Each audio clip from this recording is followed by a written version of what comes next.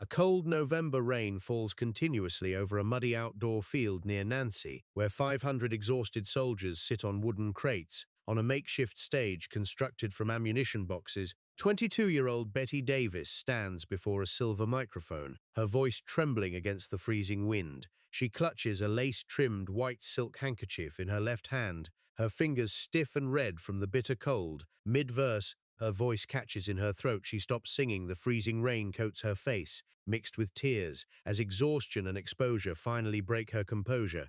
Silence falls over the clearing. The soldiers do not move. Officers along the perimeter freeze, their eyes shifting nervously toward a high-ranking figure standing near the rear staff car, General George S. Patton, Jr., wearing his long dark coat and three-star helmet, steps out of the shadows. He walks slowly toward the wooden platform, his polished boots heavy against the mud. Nobody dares to breathe. What happened in the next 60 seconds would reveal something about the commander that few men ever witnessed. And the answer was not what anyone on that field was prepared for. If you want more untold stories from World War II, hit that subscribe button. Let me back up a second, because to understand what it cost a civilian performer to collapse on that makeshift stage, you need to understand what a frontline assembly meant in the autumn of 1944. An outdoor show in the staging zones of Lorraine was not a theater performance. It was a brief, highly regulated suspension of military reality. 500 men sitting on mud-soaked crates did not come together for entertainment.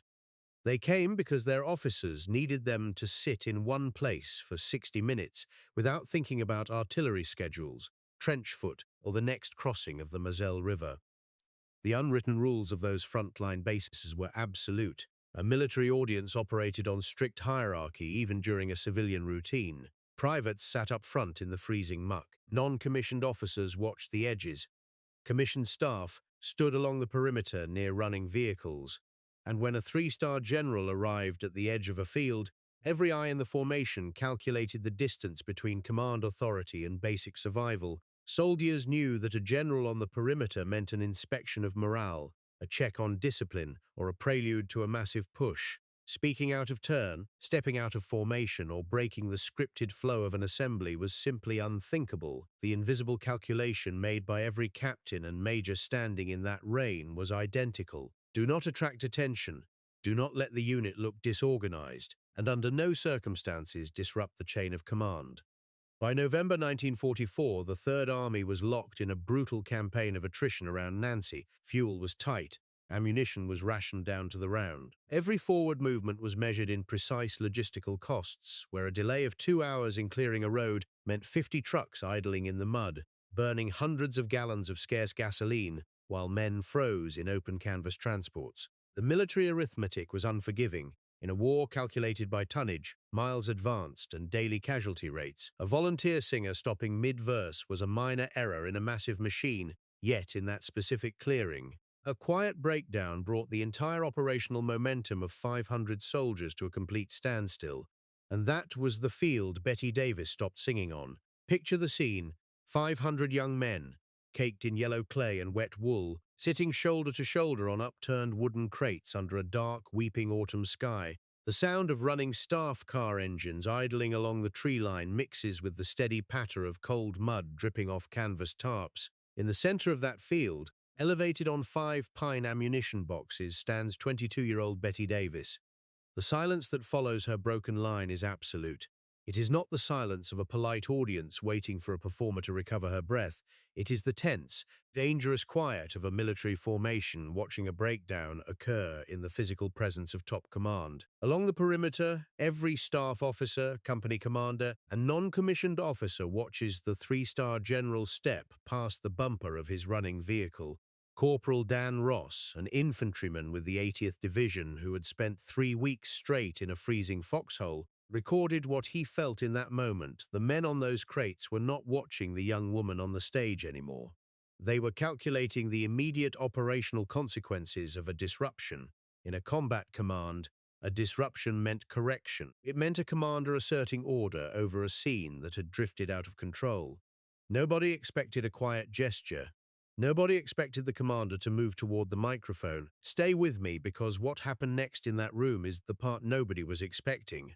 The accounts that survive are consistent in shape, when the silence held that muddy clearing in its grip. General George S. Patton Jr. took 3 steps forward onto the pine boards, not the way a general looks at an interruption, not the way a commander looks at something that has irritated him or broken his schedule. He looked at the trembling girl and the quiet formations the way he looked at an untreatable gap in a supply line or a break in the perimeter wire. Without a single word, he reached inside his heavy wool coat, pulled out a second lace-trimmed white silk handkerchief, and placed it gently in her cold hands. Then he turned to the silver microphone, standing straight under the pouring rain, his clear, high-pitched voice cut through the damp air as he began reciting the remaining verses of the song from memory, carrying the exact cadence without missing a beat. When he finished the final stanza, he did not linger. He did not address the troops. He simply turned, stepped off the wooden platform, and walked back through the thick yellow clay toward his waiting vehicle.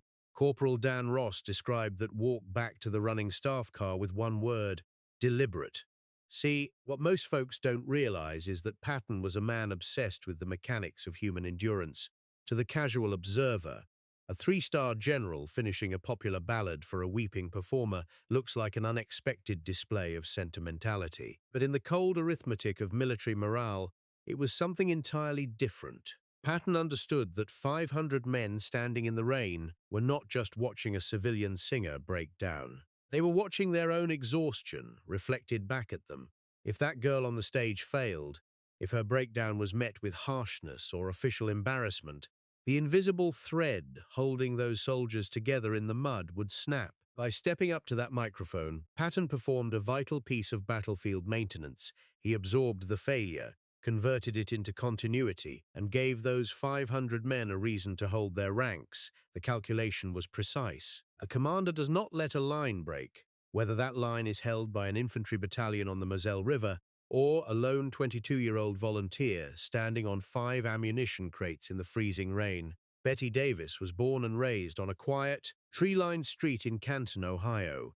Her father was a machinist at the local roller-bearing plant, a hard-working man who spent 30 years measuring steel tolerances down to the thousandth of an inch. He taught his daughter that if a task was worth doing, it was worth doing with absolute precision and without complaint. Before joining the USO volunteer circuit, Betty worked as a sheet music clerk at a downtown piano shop, spending 6 days a week cataloging scores, memorizing lyrics, and helping local choir directors find exact arrangements. She knew hundreds of popular songs by heart, every verse, every chorus, every transitional bridge. She was not a romantic performer looking for stage fame. She was the kind of practical young woman who saw music as a structured job, a clear service to be delivered faithfully to homesick boys miles away from their families. She had a younger brother, Tommy, who was 17 and already talking about enlisting in the Navy the moment he graduated high school. She had a sweetheart back in Canton named Arthur, an assistant manager at a local hardware store whose letters arrived every Tuesday like clockwork, filled with ordinary news about home, local high school football scores, and quiet plans for a modest house near the river after the war ended. When Betty finally returned to the rear staging area late that night and learned who the high-ranking officer in the long coat actually was, her reaction was remarkably flat and practical. She did not express awe, nor did she talk about the general's famous temper or legendary reputation across the European theater. She folded the lace-trimmed white silk handkerchief carefully into a small square, placed it safely inside her coat pocket, and quietly asked her tour manager if the temporary microphone setup would be dry enough for the morning show in the next sector.